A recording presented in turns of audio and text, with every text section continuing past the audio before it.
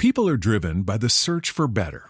But when it comes to hiring, the best way to search for a candidate isn't to search at all. Don't search, match with Indeed. The hiring process can be slow and overwhelming. Simplify hiring with Indeed. Indeed is your matching and hiring platform. With over 350 million global monthly visitors according to Indeed data, and a matching engine that helps you find quality candidates fast. Ditch the busy work. Use Indeed for scheduling, screening, and messaging so you can connect with candidates faster. Join more than 3.5 million businesses worldwide that use Indeed to hire great talent fast. Listeners of this show will get a $75 sponsored job credit to get your jobs more visibility at Indeed.com/PODKATZ13. That's Indeed.com/PODKATZ13. Terms and conditions apply. Selling a little or a lot? Shopify helps you do your thing, however you cha-ching. Shopify is the global commerce platform that helps you sell at every stage of your business. From the launch your own online shop stage to the first real-life store stage, all the way to the did we just hit 1 million orders stage? Shopify's there to help you grow. Shopify helps you turn browsers into buyers with the internet's best converting checkout. 36% better on average compared to the other leading commerce platforms. Because businesses that grow, grow with Shopify. Get a $1 per month trial period at shopify.com/promo. Shopify.com/promo.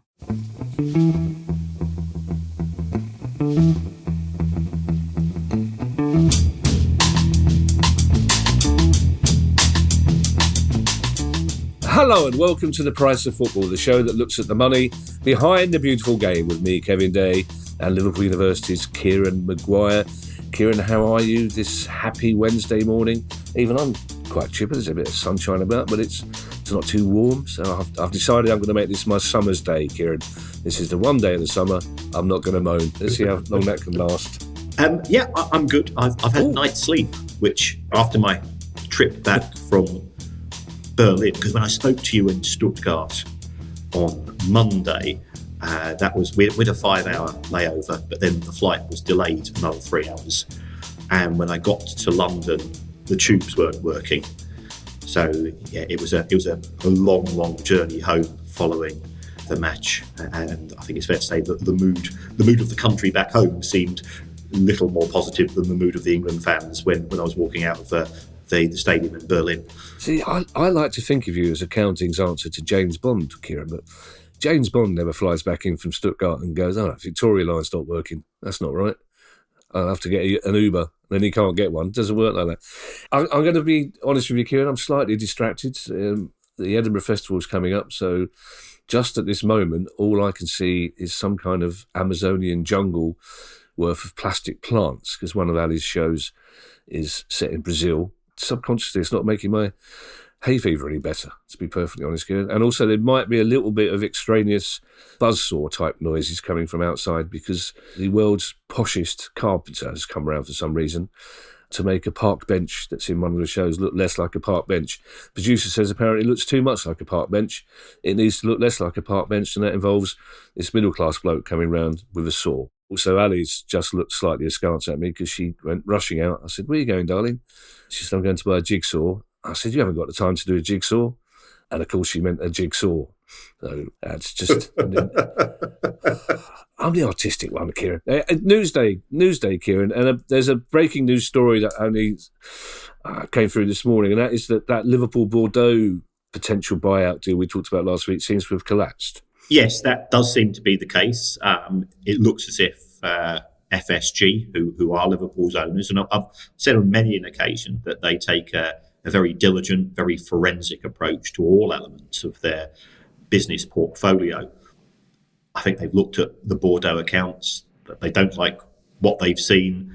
I think at the back of the minds, they're concerned about the long-term viability of French football in terms of its ability to generate money.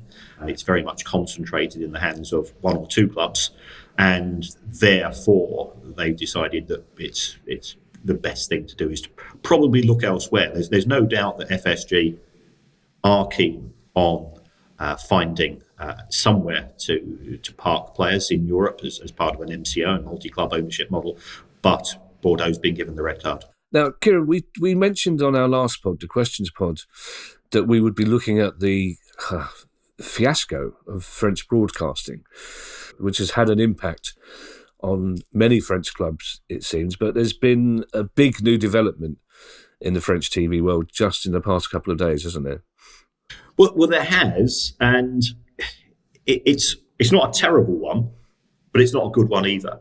And the reason why I say that is at least French football has a TV deal going forwards, and that potentially was looking as if they were going to start the 24-25 season without prescribed TV deal.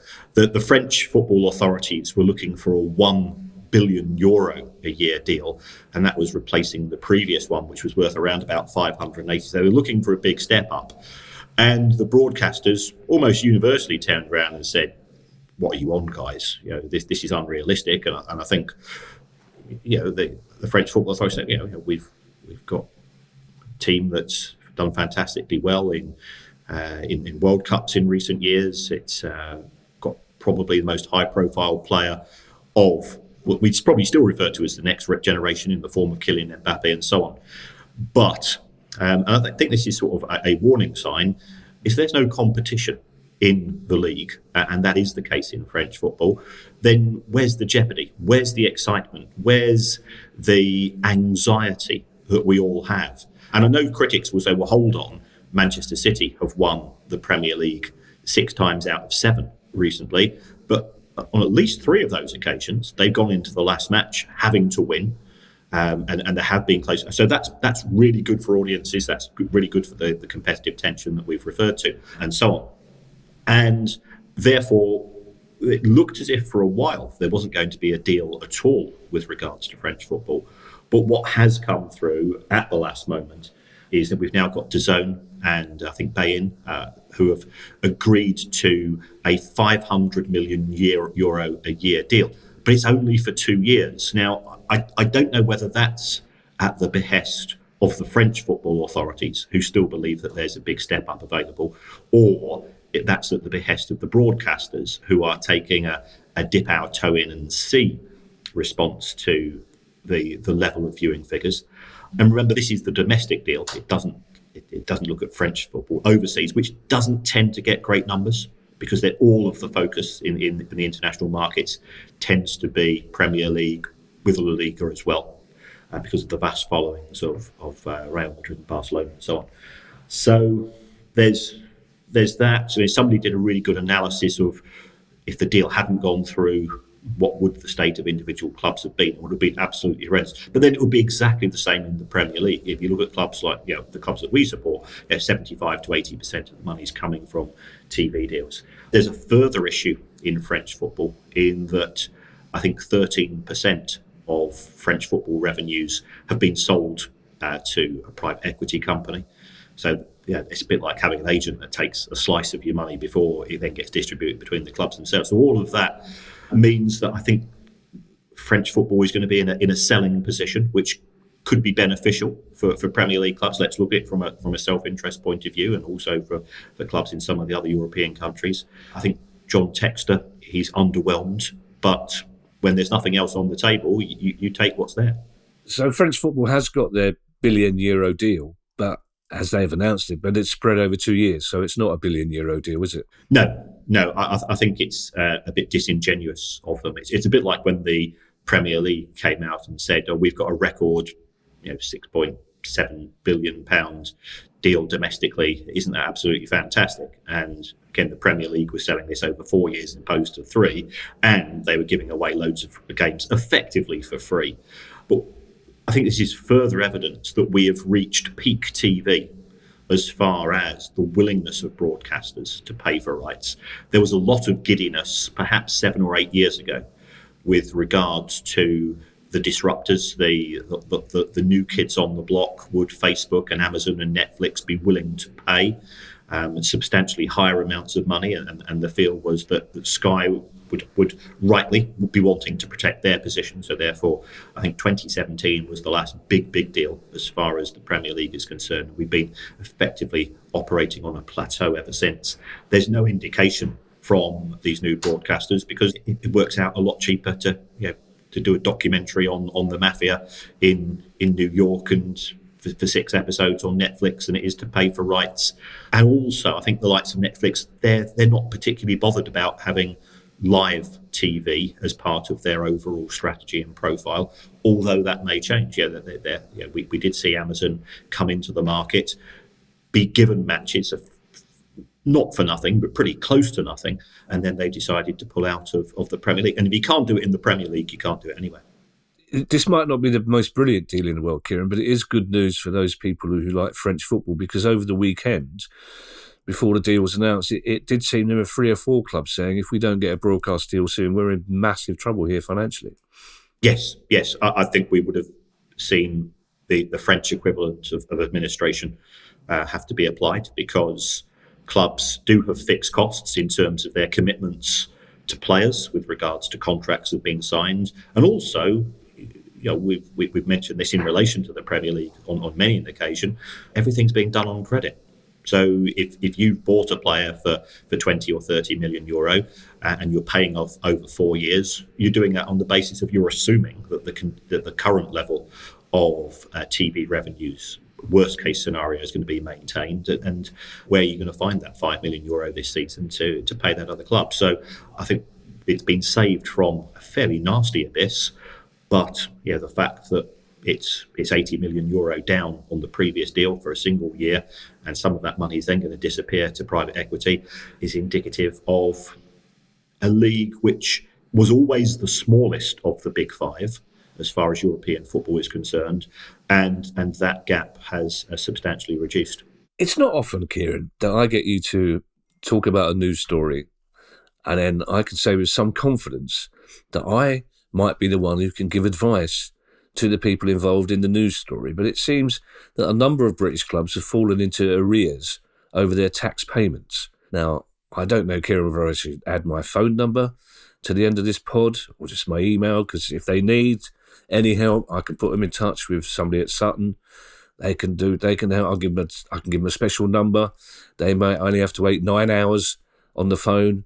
So if they need any help, Kieran, I'm here. Yes, that's very kind, isn't it? And by that, I presume you mean Sutton the tax office as opposed to Sutton the football club. Indeed, Sutton the tax office. Yes. Yeah. Yes, HMRC are taking a much harsher stance with regards to late payments. They collected, I think it was £125 million in 2023 in relation mainly to national insurance on payments to agents. There's always this bit of a kerfuffle as to who are the agents working for. But with regards to what we've seen, this has come out from a firm of accountants. I think it's over 20 clubs across the whole of the UK, so it's not just England, and a lot of them are non-league clubs as well. It's all to do with late payments of VAT and PAYE. So it's a cash flow issue. And we've seen quite a few clubs being sanctioned by the EFL, for example. We've seen the position at Southend with our least good friend, Ron Martin, putting that club in a precarious position. But, talking to 1 or 2 clubs, as one chief executive said to me, we ain't got any money. And when it comes down to a choice between either not paying the staff or not paying HMRC, rightly or wrongly, we're going to put our staff first. And he says, I'm not asking for plaudits on this. It's being practical and pragmatic, and we will hold up our hand and we'll try to get into conversation with HMRC and perhaps organise a repayment plan and so on. So that's the position. It does show, I think, a lot of grassroots football is surviving on a month-to-month basis. It's reliant upon fairly meagre gate receipts. It's reliant upon the clubhouse being available more than 1 day a week or 1 day a fortnight. And to be fair to many clubs, they are trying to monetize their facilities. But there's a much broader issue, and we're recording this on Wednesday.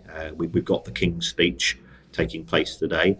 In my view, I think we used the Premier League as too much of a convenient excuse to ignore a much broader issue in terms of providing social facilities and community facilities to grassroots sport. And I'm not just talking about football, to provide a sense of well-being and a sense of identity for individual towns and villages. And that's something which has been reduced. Playing fields have cut back. We've seen the cost of, if you're playing Sunday League football, the cost of doing that, doing five-a-side, all have gone up because councils have had to put up their prices.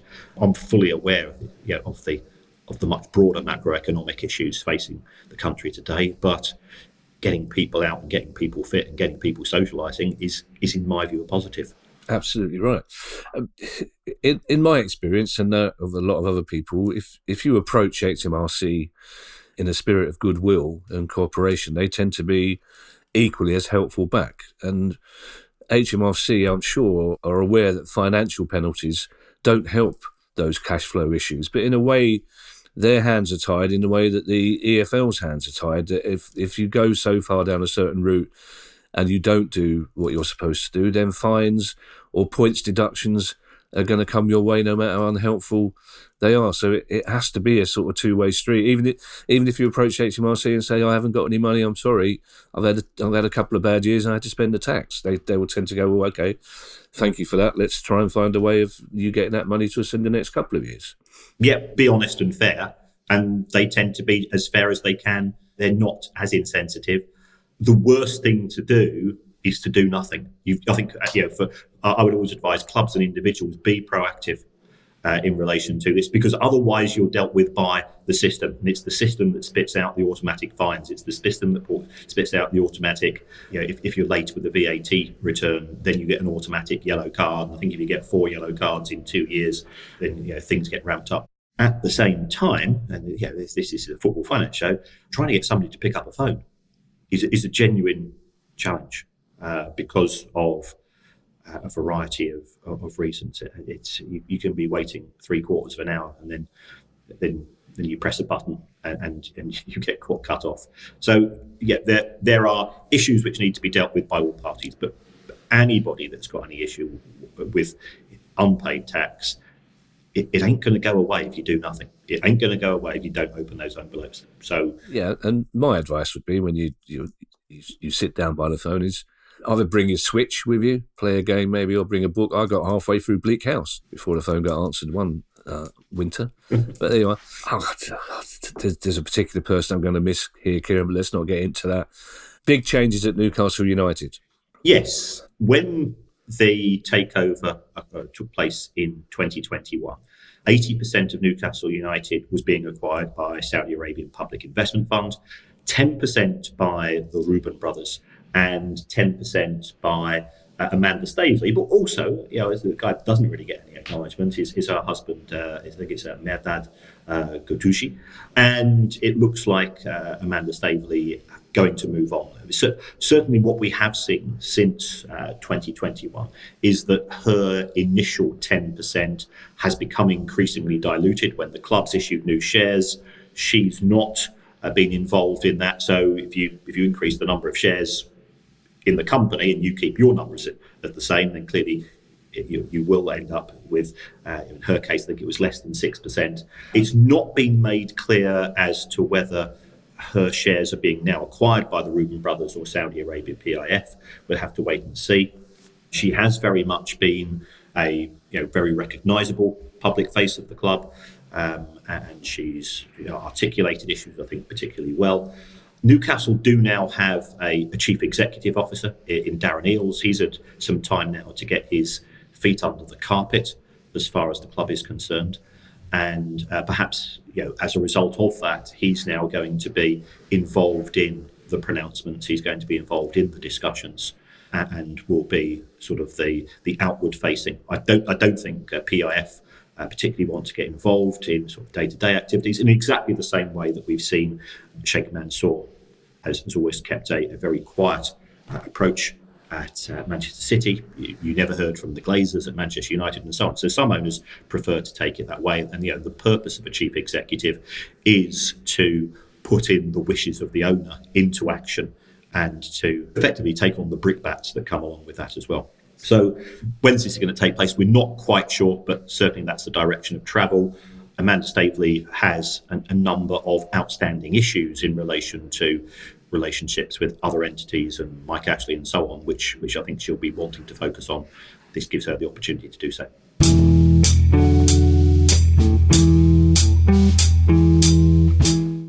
Want a website with unmatched power, speed, and control? Try Bluehost Cloud, the new web hosting plan from Bluehost, built for WordPress creators by WordPress experts.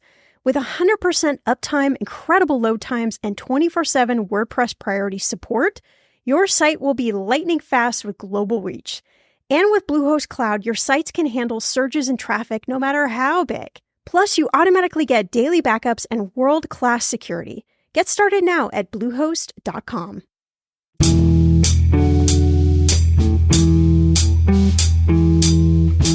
When I first heard about this next story, Kieran, and like many stories, I first heard it from you, I thought this story was going to be huge. I thought this would be proper back page news at the very least. And I understand that other footballing issues took place over the weekend that may have relegated it further backwards into the newspaper, but I'm still astonished that this hasn't been a bigger story, and it concerns the ownership of Chelsea women. Yes, I think a lot of people have done sums in relation to whether or not they felt that Chelsea were compliant with PSR. And I think there was a feeling that there was a bit of a gap and Chelsea would have to pull a rabbit from the hat.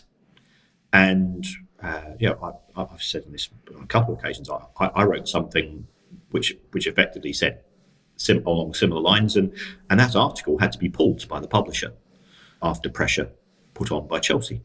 Now, what Chelsea have done is, we're not certain whether it's been sold at a profit or not, but Chelsea women's team's ownership has been transferred from Chelsea FC Holdings Limited to Blueco 22, I think it is, which happens to be owned by the same people that own Chelsea.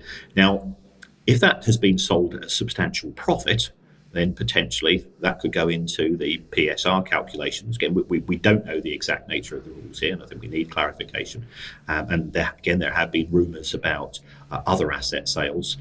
But we know that Chelsea were looking at one stage for, I think it was $200 million as their valuation of Chelsea women's team. If that is the case, and they managed to persuade Blueco to pay $200 million, then this could certainly help if it's included as part of their PSR figures. So we wait to see. Looking at the small print of the Premier League handbook, and that's what I was doing, despite the fact that I was in Berlin. But I did have plenty of hours at the airport to go through the Premier League handbook.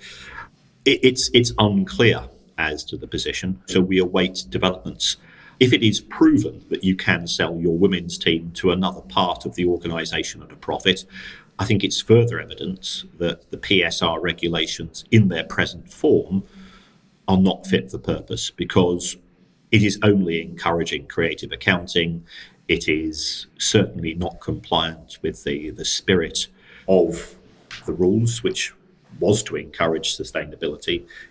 Switching profits from one company within the group to another does make things fairly farcical. So we wait to see developments. I mean, Chelsea's press release was so full of middle management words, wanting to put the women's team alongside the men's team with equal prominence and so on. Okay, no, you play at Kingsmeadow. That's the level of equal prominence that you give to the women's team. So I took that with a degree of salt. But if some smart accountant and some smart lawyer have found yet another soft place within the PSR rules, then part of me says, fair play to you. But it makes the rules a mockery. And I think clubs such as Nottingham Forest and Everton have absolutely every right to be livid that these type of things can be used as a means of avoiding points deductions. And people say, well, it didn't cost Everton anything. Well, it did. It cost them a few league places, and each league place is worth £3.5 million. So you can understand why some clubs are increasingly fed up, and why there is I think there would be more public pronouncements from unhappy clubs if it were not for the case that the Premier League's very public position is that an independent regulator is a bad thing, and the Premier League is absolutely fantastic at running itself and the rules that it introduces. Let me get this straight, Kieran, as a bear of small financial brain. And I say this with no intention of being mischievous, but technically, if not legally, you could argue that what's happened here is that Chelsea have sold their women's team to themselves. Mm-hmm. Okay, good. As long as that's clear. Yeah, I'm not sure that that's a dialogue that would stand up in court with the prosecuting lawyer using exactly those words and the judge going, But that is enough for me, Kieran. And now, tell me, Kieran, why should I be interested that a German court has ruled on the termination of Anwar El Ghazi's contract by FSG Mainz? Well, this is a football finance show. It is. And as a result of that, his contract was terminated and he was given no additional payments by Mainz 05. I don't know why I said 05 in that accent, given that I didn't pronounce the words in German. Kieran, you were there for the weekend. You'd think you would have picked up a bit of the language, surely. That's right. And of you, of all people, you should be doing. I should be getting the letters right, and you should be getting the numbers right pronounced. Ali would be cross. She speaks German. Yeah, I did German O-level until about 6 weeks before I was due to sit my German O-level. And then I abandoned ship in the realisation that me arsing around at the back of the class for 3 years probably wasn't going to achieve very much when it came to the actual exam. But in the case of Anwar El Ghazi, he made comments with regards to what's happened in Gaza on social media. The club initially said, we don't really like that, and the club sort of said he regrets what he's posted, and he said, well, no, not really. I'm entitled, as we live in a democracy where free speech is allowed. But they reviewed his comments, and as a result of that, they appear to have dismissed him for what I only presume is the German equivalent of gross misconduct, not Pascal gross misconduct, which is something separate. And he then decided that he was going to litigate on the back of that. And I think what is interesting was that there was effectively an out-of-court settlement proposed. But he says, no, I want to take this further because I do think there's a broader issue in terms of should an individual who works for an organisation be allowed to make comments about a global issue. And therefore, it actually went to a formal court ruling, which worked in his favour. And he's been given 1.7 million. This is where the football finance issue comes in. He's been given 1.7 million pounds, which I think is the equivalent of 9 months' pay, because the club hasn't been financially supporting him since the dismissal. Because just because a footballer makes a comment, is that any better or worse than a TV pundit or a news reporter or somebody else? And you can disagree, or you can agree with his comments. We're not getting involved in that side of things. But I do think that the stick to football ethos employed by a lot of people who criticise footballers for saying about anything that doesn't involve football is one which is worthy of a much more nuanced debate than you actually get on social media itself. If anybody from Viz is listening, if there isn't a character called Pascal Gross Misconduct in the next edition, I'm going to be very disappointed. I imagine the lawyer would have a field day, but that's a cracking name for a character. Wigan Athletic have changed their name, Kieran, sort of. Yes. Yeah, as we know, that Wigan went into administration. They had, I think it's fair to say, a fairly checkered relationship with the new owners, but at least they had new owners. And they were then bought out.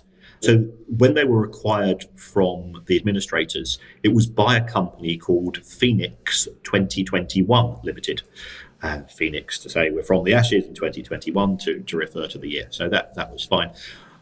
But yeah, I'm a great believer that a football club should have in its company name something which refers to the club. So this is just an administrative issue. Phoenix 2021 is now known as Wigan Athletic AFC Limited, which is what it should be. There's a few which have tried my patience, not least of all the company called Patience Form Limited, which were the owners of Doncaster Rovers. I will always get to the bottom of these. So people think they can acquire a football club, and I ain't going to find out if they call it, Schmirky Worky 7478. I'll get there in the end, and it just means that you go onto one of my little naughty steps. So I think this is good, and it's good to see Wigan are making progress. And Wigan MP is, of course, Lisa Nandy, who's the new Minister for Sports, who we have put out a request to have a talk to, hoping that there will be some mention of the regulator in the King's Speech. At the same time, I've got to acknowledge the government's decision, and from what I hear, when they walked into the job, the in tray was a lot bigger than the out tray in terms of things to be done.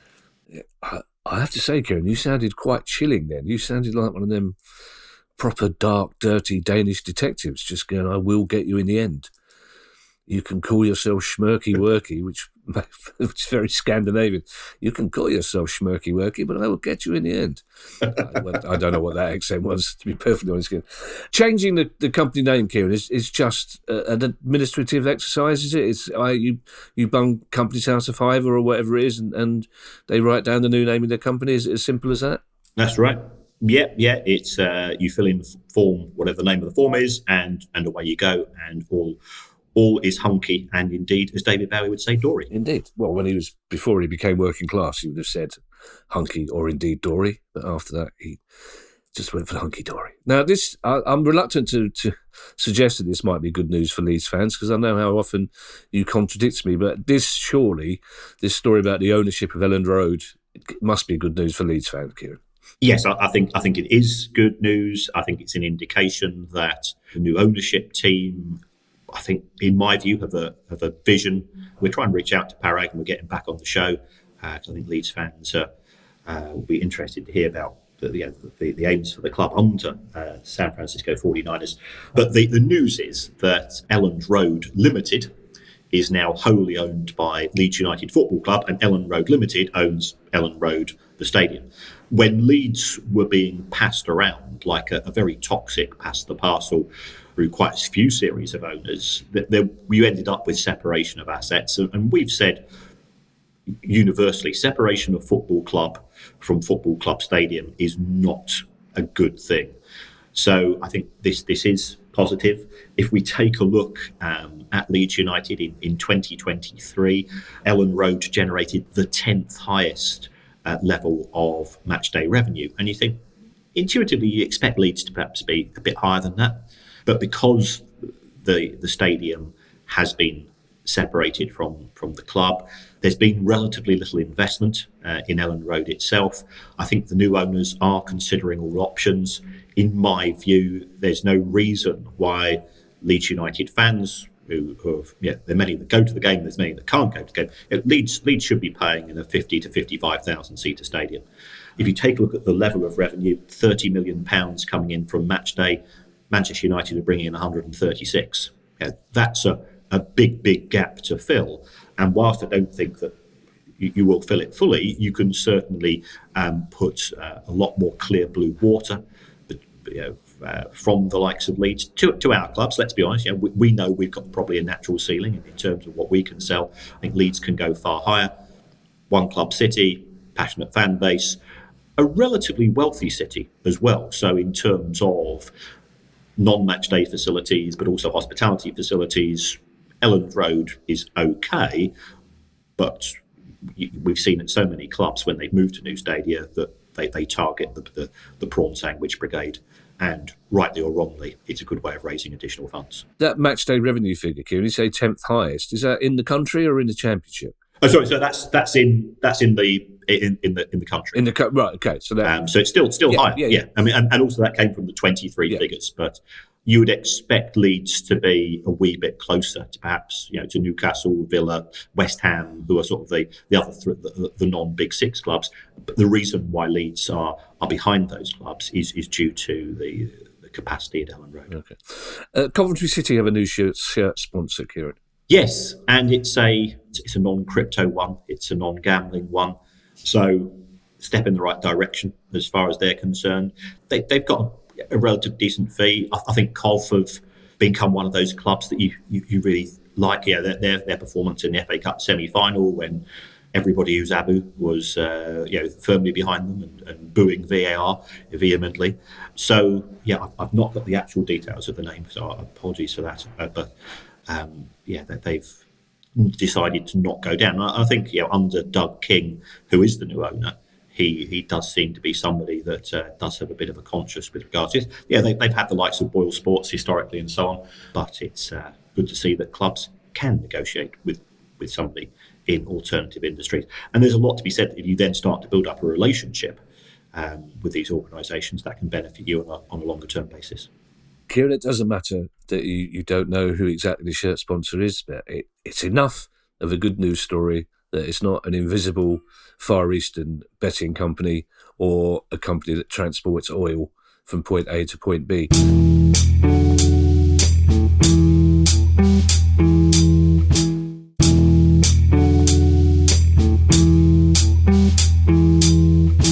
We have two news stories left, Kieran, and I hesitate to say that the first of them is one that you'll enjoy because it involves. I'll let you. I'm trying to find the right words because it's. I'll go and enjoy it. Fill your boots, Kieran. Go on. Well, this relates to Chris Kirchner. Now, for people of distant memories, Chris Kirchner was the preferred bidder of the administrators of Derby County. I've been a bit critical of the administrators, not just for the huge fees which they have extracted during the administration, which the business person in me says they're the going rates.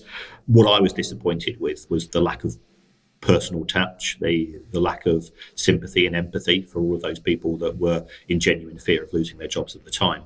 And the stories that we were getting from the shop floor, for want of a better phrase, was disappointing. Some people were trying to ingratiate themselves to the administrators, and other people were just going home wondering whether or not tomorrow they've got a job or not. So Chris Kirchner was very persuasive, and it also has to be said that he fooled the EFL and he fooled some very, very senior investment bankers as well as to the legitimacy and the value of the funds that he had to buy the football club, and he turned out to be a complete charlatan. So he's now been given 20 years in prison for fraud, and he was caught by the FBI. There were a good few sceptics when he first came around, and I think you got to give Matt Slater of the Athletic a lot of credit as well, because he was saying as politely as he could that there were reservations. Somebody with zero digital presence in the world all of a sudden was popping up at golf tournaments, and Chris Kirchner was even started following me on Twitter I think for a matter of hours before he realised that I was also quite a sceptic with regards to him. Ed Dawes, who was the local reporter at Radio Derby, and I've got to know Ed. Ed is a Derby County man through and through. It's one of these very interesting issues in that fans are very tribal, and anybody who was seen to be saying, I think it's not really passing the smell test. We've got some things which don't seem to add up with regards to, I think his company was called Sync.io, some sort of logistics company. The numbers don't look right, the history doesn't look right, but you can understand it from the point of view of fans. They're just desperate for their club to be saved. And as we found when we had our discussions with Andrew from Inverness Cali Thistle, he said, we'll take any American. It can be as gun-toting, it can be as MAGA, it can be as lunatic right-wing as you want. He's better than we've got at present. And therefore, fans feel obliged to go all in. And it is, we often say, my country right or wrong. Well, it's my football club right or wrong, and my football club prospective owner right or wrong. And anybody who stuck their head above the parapet and said, well, perhaps this isn't great, was shot down, with a volley of abuse. But I'm not saying all's well that ends well, because ultimately somebody's going to lose 20 years of their life in prison. But this does appear to be somebody who was a fraudster. And in the new owners at Derby, I think they've got fantastic people. So fortunately, we've reached the right conclusion if we've had to go through a few reverse ferrets en route. That's an interview with Andrew Moffat, who's part of a brilliant Inverness Caledonian Thistle podcast called the 1's Shuffle, which you can hear tomorrow. Again, it's one of those interviews. I wish we could talk to people like Andrew in a pub about football, but we're talking about another club in trouble. But it's a really interesting, passionate interview, which you can hear, as I say, tomorrow. Our final story, Kieran, takes us to Cambridge United, and they seem to be designing a new crest. Yes, and this is being voted on by fans, which there's a case for saying that this should be the way forward. My fears here is that fans of other clubs can always gate crash the party and vote for one. So I hope that there are appropriate checks and balances to ensure that Cambridge United fans make the decision. And it's always a moment. It's not necessarily a sad moment when a crest changes, because we are nostalgic as fans, and you can remember the old crest when certain matches took place. You say, well, it won't be part of my life anymore. But I can assure you, when Brighton Hove Albion were known as the Dolphins, we were pretty universally crap. And that particular loss of that logo and badge wasn't one that I'm sorry to see go. And it's good that the club is engaging with fans to say, look, we've spoken to some design artists. They've come up with three ideas. Now it's over to you, and we'll back you. Whatever you fancy. So, transparency, communication, being proactive, acknowledging that fans are stakeholders. It's ticking a lot of boxes by getting fans involved in this. Yeah. If anybody from Crystal Palace Football Club is listening to this, the new crest on the away kit is shocking. The new sponsors haven't made anybody very happy. The new kit hasn't made anybody cartwheel down the Holmesdale Road. The new crest on the away kit, which they've taken the Crystal Palace away. So on the away kit, it's an eagle on a bull. So first of all, if you're trying to sell the idea that the club was actually founded in 1862 by the men who rebuilt the Crystal Palace from Hyde Park to Penge, don't take that Crystal Palace off the badge. Secondly, it now looks like a seagull stealing a chip, and that is not an image that any Palace fan wants anywhere near any shirt. It's just not right. And again, Steve Parish is clever enough not to put it to a vote, because I don't think anybody would have gone for it. Thank you to everyone who's donated to the pod via our Patreon page. If you'd like to make a small monthly contribution to the pod as well, that'd be very kind of you, and it will get you access to our chat community and our regular quizzes, and you can do that by going to patreon.com/priceoffootball. If you have a question you'd like answered on our show, then email us at questions@priceoffootball.com. Don't forget to follow. You can follow us on Twitter, X, and you can find us on our YouTube channel. And if you'd like to buy our book, the paperback version of which is coming out in September, you can find details on that same website, priceoffootball.com. We'll be back, as usual, on Tuesday with our regular questions pod. In the meantime, I shall hand you over to Mr. Kieran Maguire for his customary farewell. Well, as always, thank you so very much for keeping in contact and for all the kind messages that you sent me when I was in Berlin. Lots of recommendations, a small fraction of which I decided to uptake. Some of them possibly weren't necessarily legal, but thank you all the same. Patreon's one way of supporting the show, and you can get an ad-free version of the show if that's the route you want to go down. But there's another way to support us, and that's to give us a review using your app. It just helps the profile of the show when people are thinking of coming on as guests, and they realise that it's a show that perhaps doesn't take itself overly seriously, but treats its subject matter with respect. And you can say whatever you want. You could even say you'd rather have it by perhaps a couple of people who would seem to have a bit more time on their hands than they'd initially expected in 2024. So you could say you'd want to have it presented by Chris Kirchner and Michael Gove, who, according to Potbitch, doesn't wash his hands after having a wee. That's my showbiz gossip for the day. Trust me, that's the least of your problems when it comes to Michael Gove. Oh, that'd be an issue. Well, I mean, I just imagine how happy you'd be if you were Chris Kirchner facing up to your first few nights in prison and Michael Gove came gurning in through the prison door. Oh, my Lord. Bye, everybody. Bye. The price of football.